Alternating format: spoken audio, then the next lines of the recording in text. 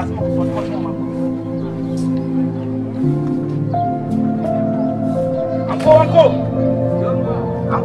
Anko, Rashida.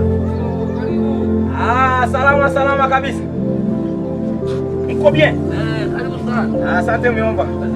Lazima kabisa mpaka mwe. Bien kabisa. Bwana nyumbani.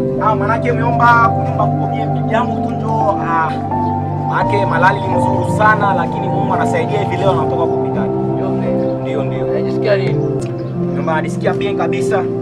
Bien kabisa. Juu inafikia natoka maana mtu usitoa hospitali mgonjwa. Pole sana. Lakini kisa kileta sana hapa miomba ni kukuangalia na nijue hali unaendeleaje.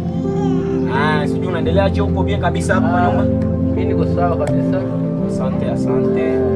Sawa miomba mimi sikia kugawa. Asante. Kugawa na tu kwa chele kidogo itakusaidia. Nashukuru sana, Mungu akubariki.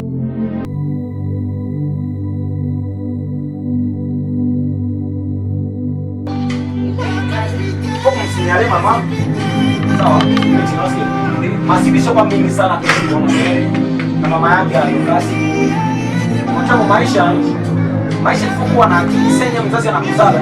Unajua kama mzazi senye anamzala, mimi ndio nitakuwa tegemeo mzazi, mimi ndio nitamchunga mzazi na mimi ndio nitamlinda mzazi. Sawa? Basi basi ndio kusema watoto ndio muliendanga kutuangalia. Sawa dogo. Wanaume ifokuwa na nini?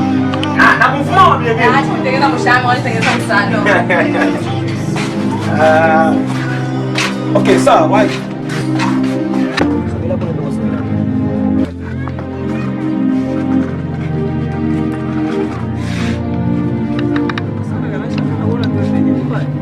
Ndio, mama Daima anaenda mvile na maivo.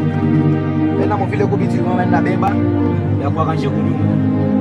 Ndio nikaona mie kiko za. Unajua tu